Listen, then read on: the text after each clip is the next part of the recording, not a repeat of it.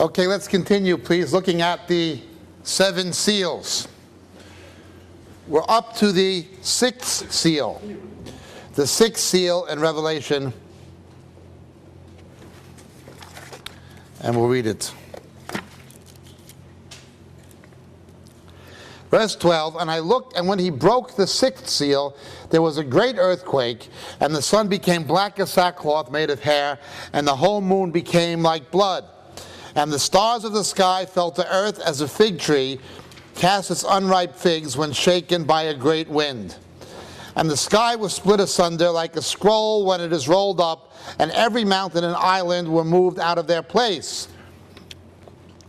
And the kings of the earth, and the great men, and the commanders, and the rich and strong, and every slave and free man, hid themselves in the caves and among the rocks of the mountains, fallout shelters.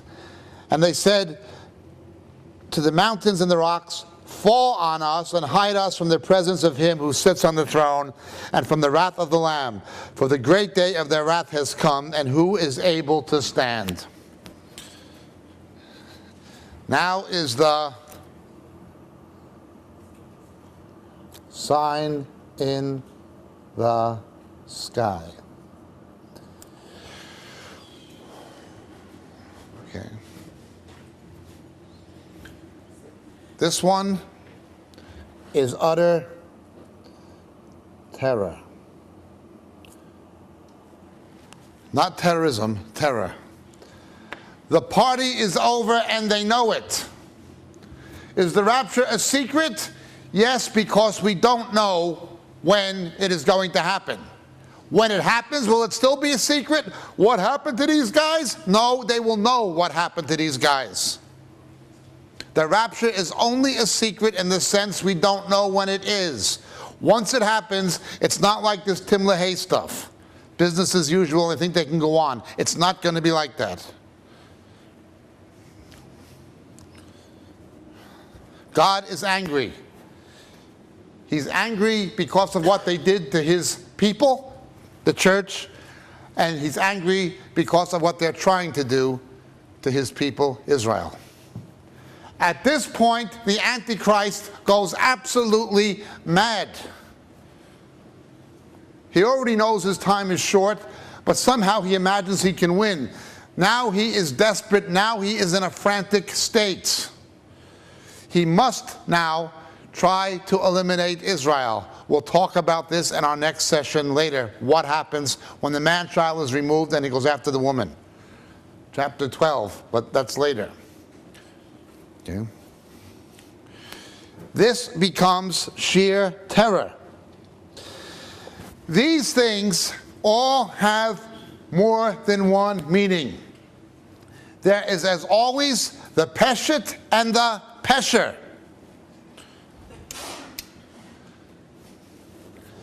Abraham's descendants are like the stars of heaven.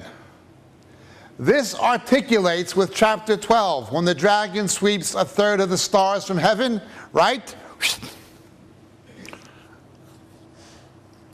In some contexts, stars are spirits, or angelic, but here they are not. 1/3 of the angels followed Satan, it would appear. The great falling away, the great apostasy, will reach its climax in one last fell swoop. When push comes to shove, when the Antichrist here is in full power, when the power of the holy people has been shattered, there will be a massive, massive falling of stars. At this time, the sun will not give its light. What does this mean? The falling away. The Bible uses sunrise as a metaphor for the resurrection, doesn't it? All 4 Gospels say he rose at sunrise. Isaiah, arise and shine, for your light has come. The glory of the risen Lord is brighter than the sun. He raises at sunrise. The moon has no light of its own. The moon simply reflects the light of the sun. The light of Jesus will not be seen on the earth at all. The church will no longer reflect it. Now, am I saying blood on the moon doesn't mean that there was blood is life and astronauts went to the moon? I'm not saying it doesn't have that's not prophetically important. There has been literally blood on the moon. In the Middle East, you get a phenomenon at certain times of year where the moon does look a deep orangey red. I've seen it.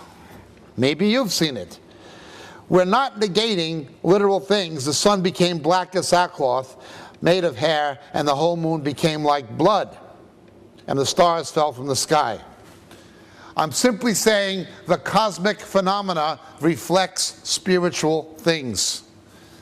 What happens physically is a reflection of what is happening spiritually. For instance, those days had been cut short. Remember, Kolobo? Look with me, please, to chapter 16.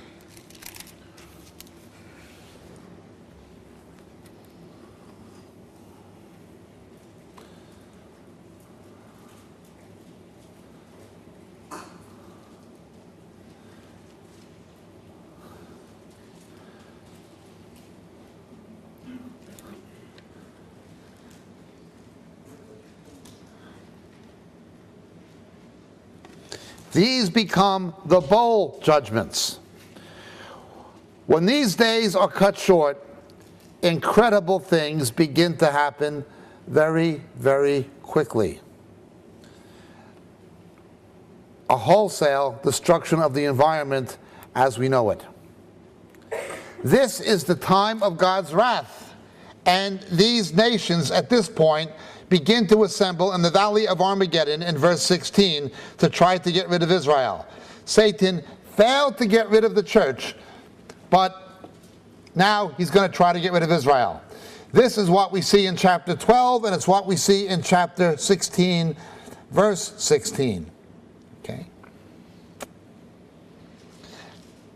Now something else happens. There are 3 times in the Bible where God interferes with time at least. Okay? When Joshua holds the sun still. When Jesus was crucified, fulfilling the prophecy of Amos 8. It was dark at noon. Couldn't have been an eclipse because it was Passover. Opposite phase of the lunar cycle. 3rd time is when the day goes from 24 to 16 hours in Revelation. That cutting short of the day, a physical event, is emblematic of what is happening spiritually, of the amputation. Okay? Time is cut short. But the skies are rolled up like a scroll. Remember, Kairos and Chronos. In eternity, there is no Kairos. All time depends on planetary motion.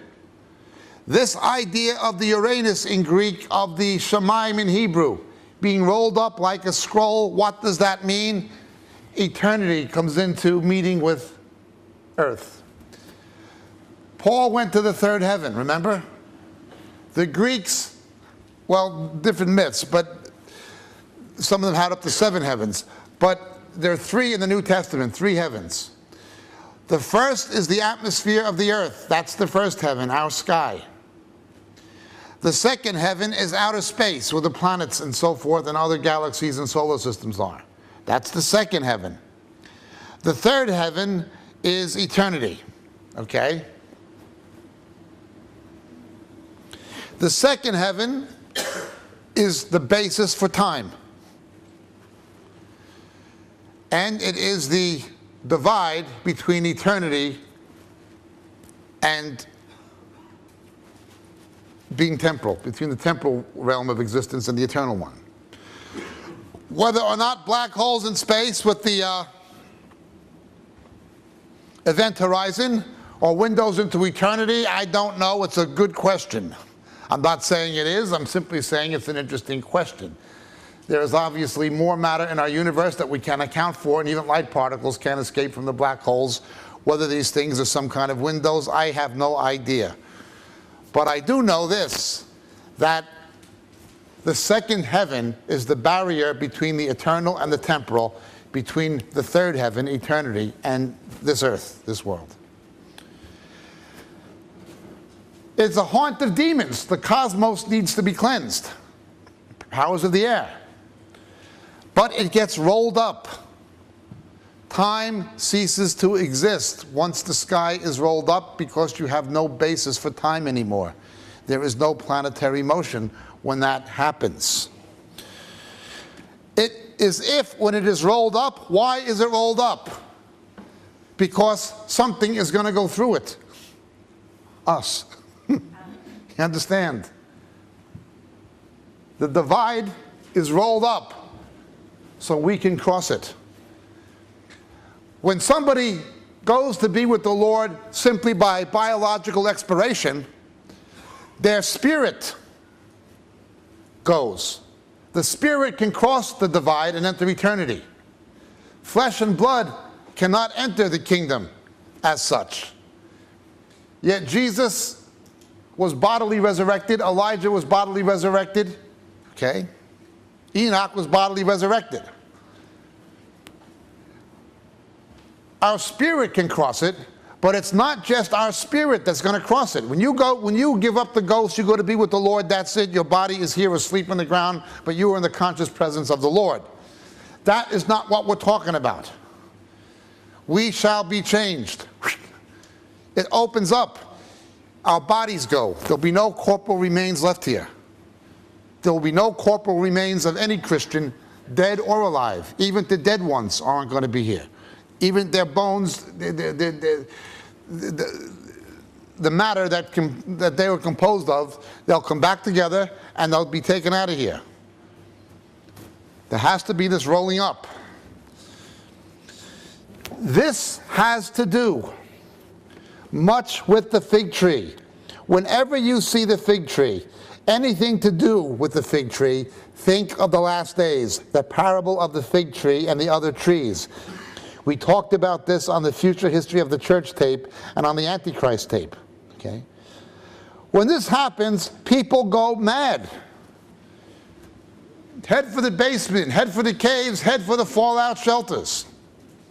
But it won't work. Because the powers of the earth will be shaken. Remember, these physical events have a spiritual meaning, every one of them. Okay? Every slave and free man. We don't think of slavery. But what God calls slavery still exists. Chad has slavery. Mauritania has slavery. Sudan has slavery. Niger has slavery. Each one of them, it's rich Muslims with poor blacks who are their slaves. Literal slavery. But then you have other kinds of slavery in the world, like when Saudi sheiks go to India and they buy little girls for $200 from their family and call it an employment contract. It's slavery. But there's another kind of slavery.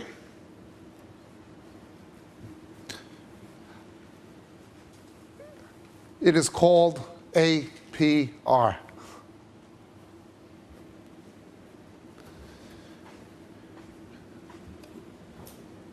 God did not allow usury because he knew it would lead to slavery. God did not allow for the permanent expropriation of property from families as delineated by Joshua. In the year of Jubilee, it had to be restored. God would not allow these things for his people. In the millennium, we will not have these things. Okay? But you bring about slavery by economic means, as it happened in the book of Amos. They may not call it slavery, but the fact is somebody else owns your land if you have a mortgage.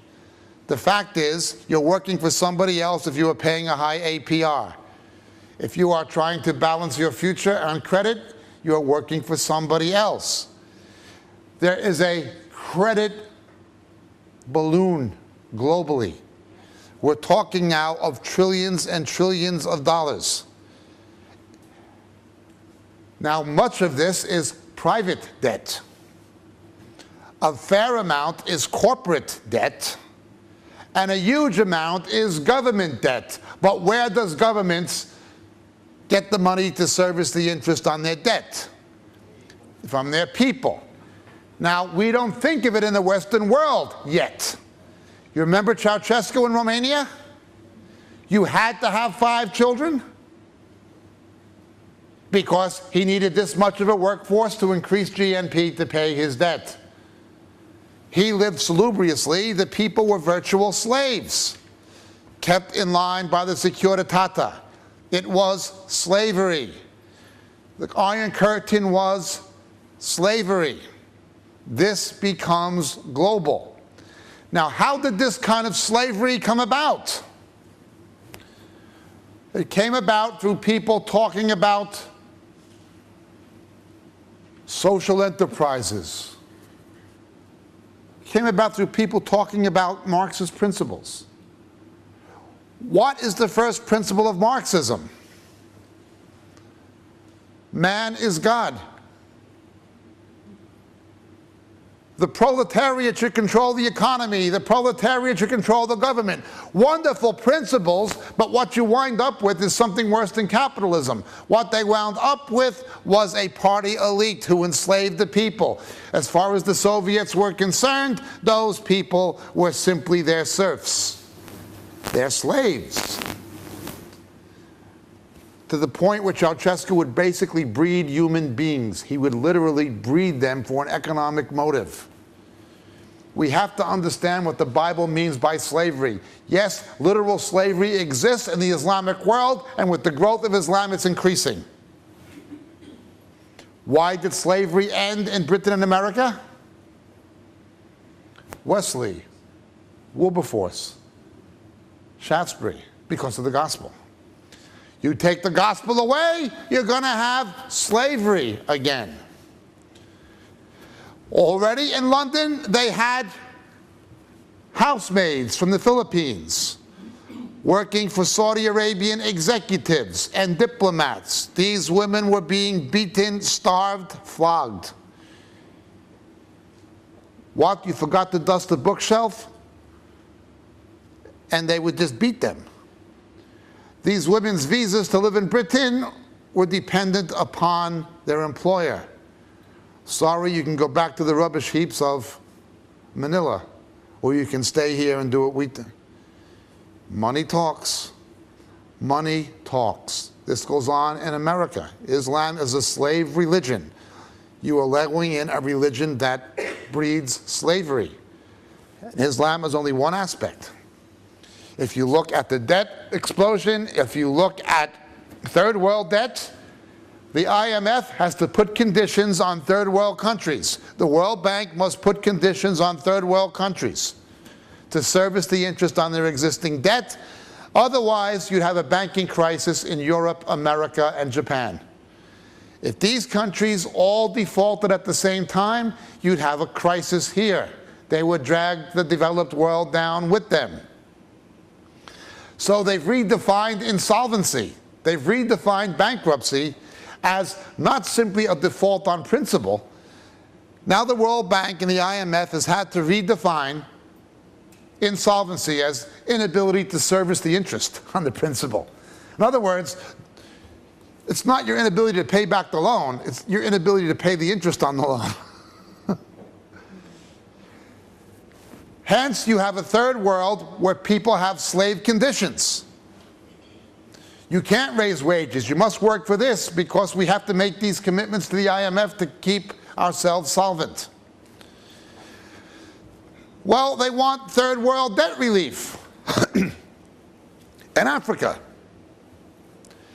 Africa has received nearly $1 trillion in international aid since the 1960s, more than any other continent.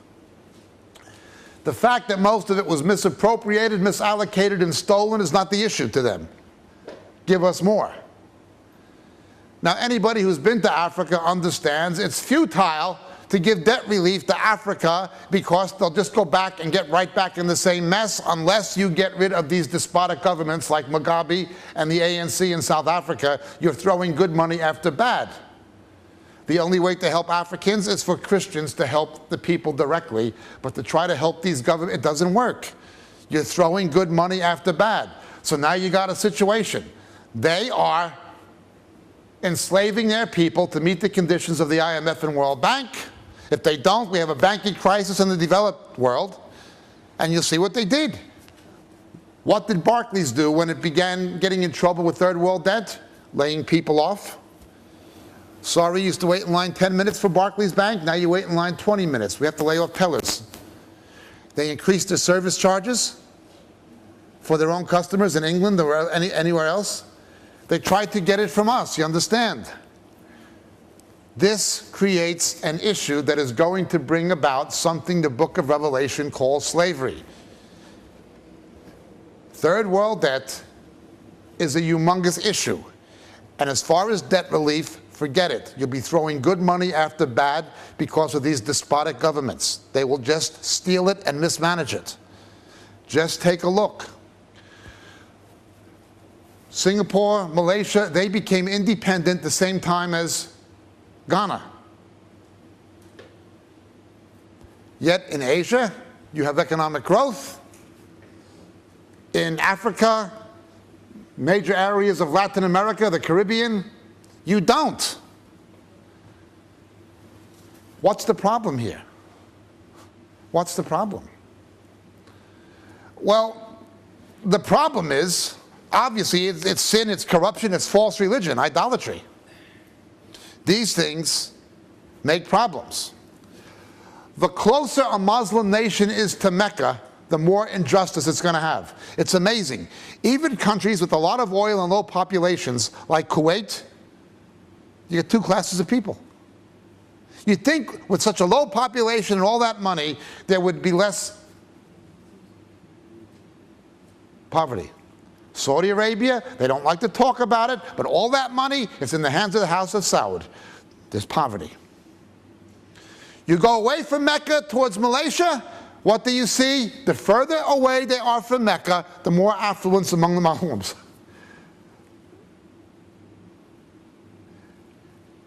Chinese business community makes Malaysia a prosperous country. False religion brings poverty. Now, the money preachers have corrupted this for their own purpose. But in the last days, in the book of Revelation, this whole thing that is already coming to a climax now, the issue of third world debt, the issue of first world debt, the issue of personal debt. It not only comes to a climax, it explodes, where you basically have an institutionalized practice of de facto slavery. It doesn't matter what they call it. People would say, Ceausescu didn't have slaves. God says, yes, he did. What's the difference? Talk to people who went to Romania and saw those orphanages after Ceausescu fell. There's no other word for it. It was slavery. There was no other word. What did Stalin do to the Ukrainians? There's no other word for it. It was slavery. Slavery. Slavery is going to come back big time. And I don't just mean to the third world. You're going to see an institutionalized slavery. All they'll do is call it something else. They'll call it something else. But it will still be based on things like race. It will still be based on things like class. Don't think when the book of Revelation talks about things like slavery, people will see that and say, well, this proves it couldn't be for modern times or have a future meaning. There's no slavery anymore. They don't know what they're talking about.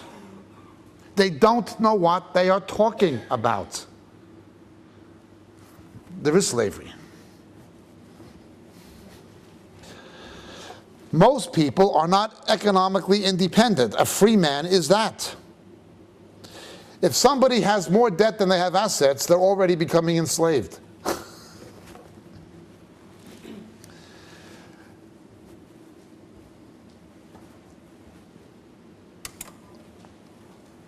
So this issue explodes.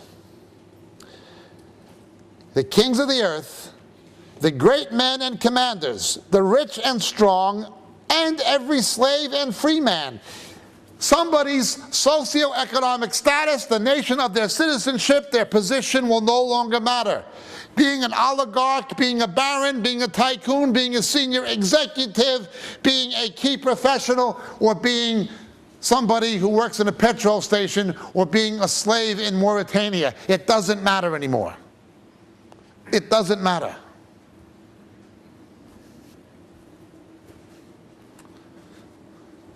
You can't take it with you unless you give it to Jesus when you're alive.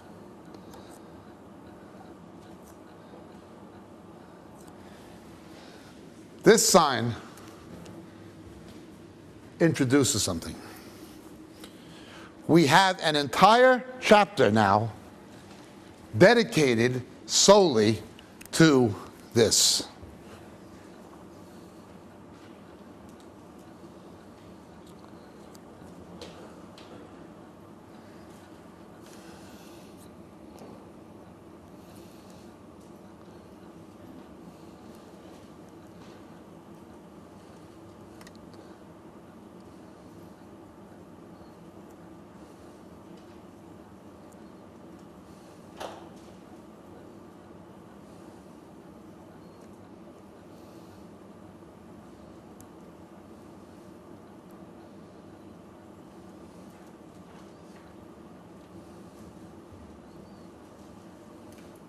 It is chapter 7, the interlude.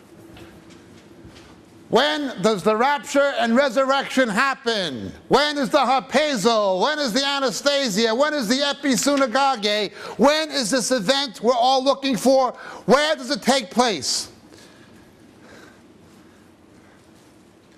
This is the penultimate event in human history. Up till now, rivaled only by the death and resurrection of Jesus since the creation, and will be eclipsed only by his coming with the saints. Can the penultimate event in human history be a secret the Bible doesn't talk about? We're all looking for the coming of the Lord, the harpazo, the episynagoge, the parousia. We're all looking for this since the early church. They were saying Maranatha.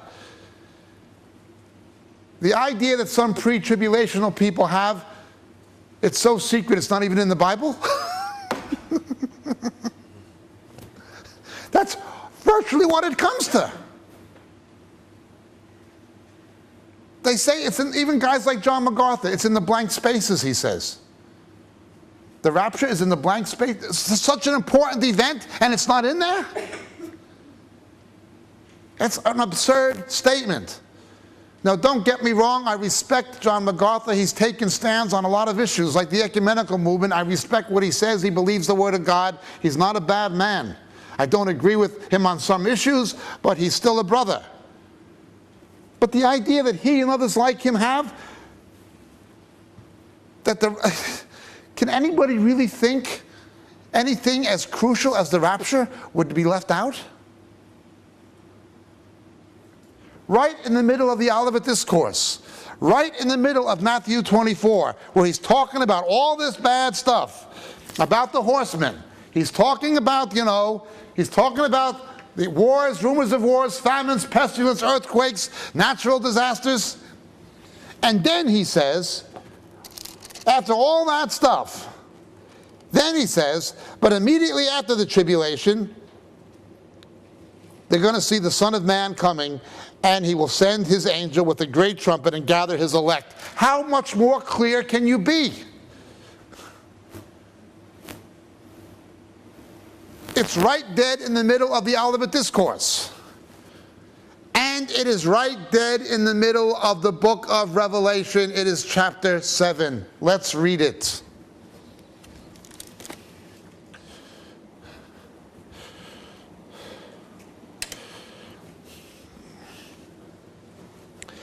After this, after the sixth seal, I saw 4 angels standing at the 4 corners of the earth, holding back the 4 winds of the earth, so that no wind should blow on the earth or on the sea or any tree. Remembering the Greek word there is also a word for spirit, pneuma, Hebrew ruach.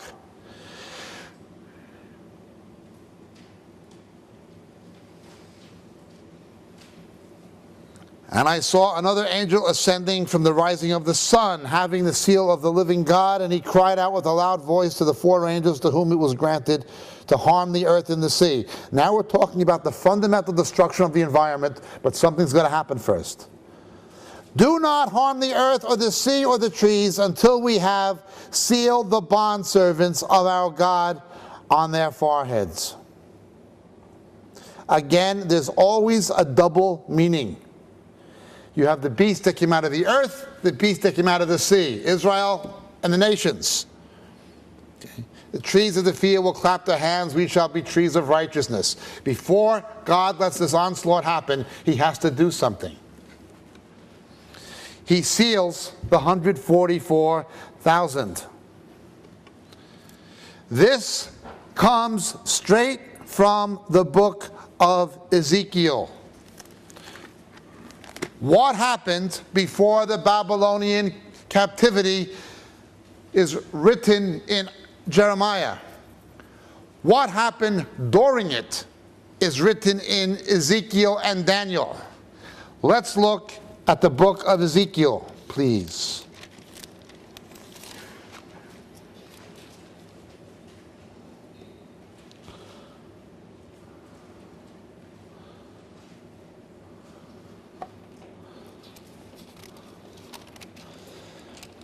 In Ezekiel 8 and 9, we did a tape on it called Greater Abominations. All of these abominations were happening in the temple. They were happening in God's house. And God kept telling, or Ezekiel was repeatedly told, yet greater abominations than these will you see, yet greater abominations than these you will see, yet greater abominations than these you will see. It kept getting worse and worse and worse. Did anyone hear the tape I did, Greater Abominations? Yeah, it just kept getting worse and worse and worse. It's the same in the church. Remember, the New Testament calls the church the temple 7 times. Ordaining homosexuals in the church, yet greater abominations than these you'll see. The church giving its approval to religions that worship demons, Hinduism, Islam, yet greater abominations than these you'll see. It just gets worse and worse and worse in God's house, in his Heron, in his Naos, in his temple.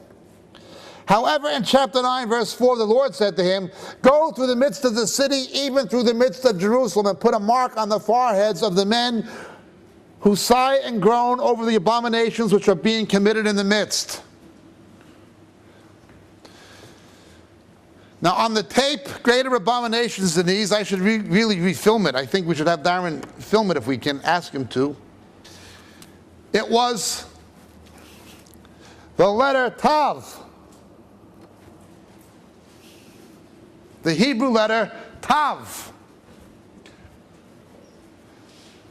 But if you look at ancient manuscripts, in Qumran, you see that Tav was not always written like this.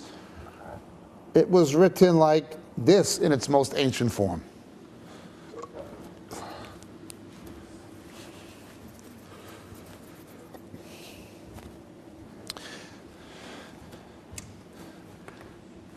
Don't harm it yet until we seal those who mourn over it.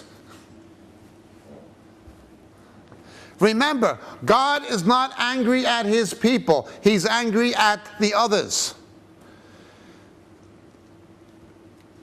Those who see the state of the church, who see the ordination of homosexuals, who see the ecumenical movement, who see the purpose-driven, and they mourn, they grieve over these abominations. God is not angry at such people.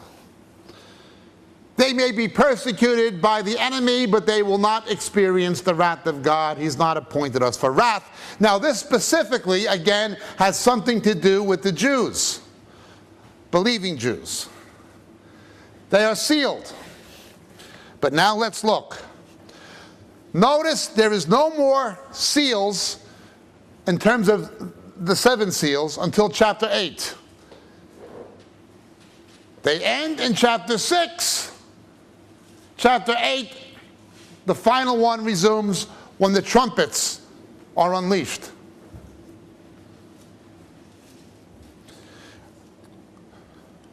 The trumpets have to do with the wrath of God. The final trumpet being blown is the one that corresponds to Yom Kippur in the year of Jubilee, when the walls of Jericho came down, and Joshua entering with the children of Israel into the promised land and taking over Jericho is a picture of Jesus coming back with his church, taking dominion. Remember? And then the land was delineated. They were given their inheritance. The meek shall inherit the earth. That's to do with the trumpets. The trumpets are after we're out of here. That resumes in chapter 8. The trumpets don't concern us as such, except for the last one, because we come back with Jesus. What we see in Zechariah 12. We're concerned with the seals. But we just had the last seal that concerns us, the sixth one.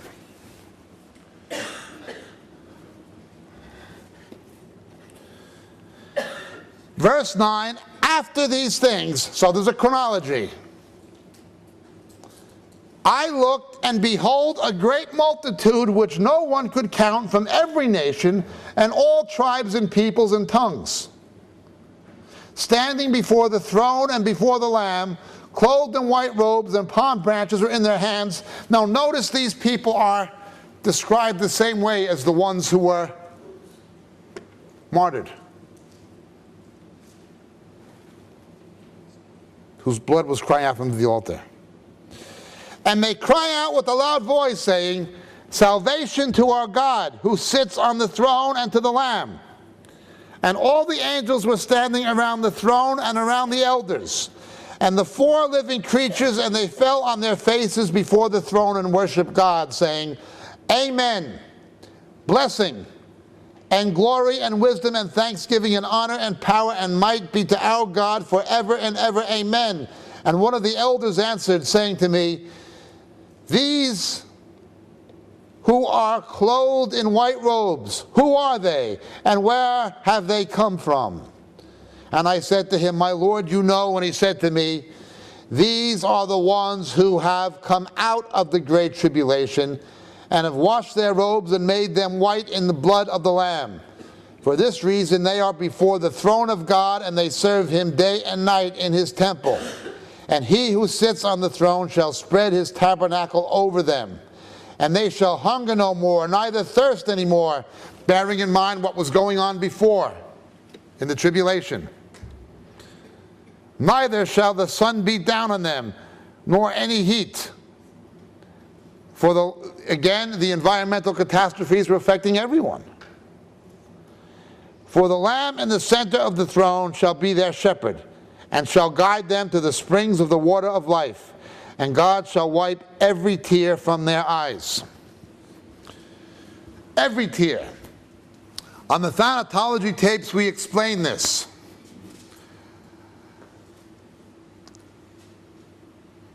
The thing that haunts most of us most is loved ones who died without knowing Jesus. The idea of us being in heaven and them being in hell, how can we deal with this? There is no annihilation. There is nothing in the Bible that supports annihilationism.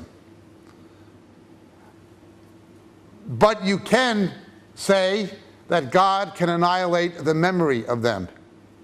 It will be to us as if they never existed. Unsaved loved ones who died, we will have no recollection of them as such. Not that they're annihilated, but any implications they have for us will simply not exist. There'll be no more suffering, no tears, nothing of any description that is in any way negative. This is clearly and plainly the coming of Jesus in the rapture for us. It's clearly our removal from this place before the wrath of God begins. Once we are taken out of here, chapter 8, verse 1, the seventh seal is broken. Then comes the trumpets. Judgment upon judgment upon judgment. From this time on, Satan is going after the Jews and trying desperately to prevent the return of Christ. What I'm saying is, up until chapter 8, the trumpet judgments, the seal judgments, the focus is on the church. After the church is removed, the focus switches. Okay? God now is looking to save Israel. The faithful church has been saved. This doctrine of the tribulation saints is greatly overstated. Greatly. If people can't be faithful now, you think they're going to be... Love not the world, neither the things that are in the world. If they're not going to be faithful now, when you can't buy or sell. I know of two preachers, one in America, one in South Africa, saying it's okay to take the mark of the beast. It doesn't matter anything. The future, the book of Revelation has no future meaning. They're being taught this from the pulpit. They will believe it. I'm very concerned about this company, Verichip. I wrote the president a letter. Not that it did any good. I'm sure other Christians wrote him a letter. But we can even see technologically what's possible. The point being this. The number of the beast and the seal of the Lamb are mutually exclusive. For the ones who are going to be here, you will either have the seal of the Lamb or you'll have the mark of the beast. It looks like the two are mutually exclusive. The focus becomes largely on the Jews. The time of the Gentiles is over. This idea of great revivals in the Revelation and the 144,000, what am I saying? I'm saying this. The book of Revelation says when these judgments multiply, men still did not repent of their wicked deeds.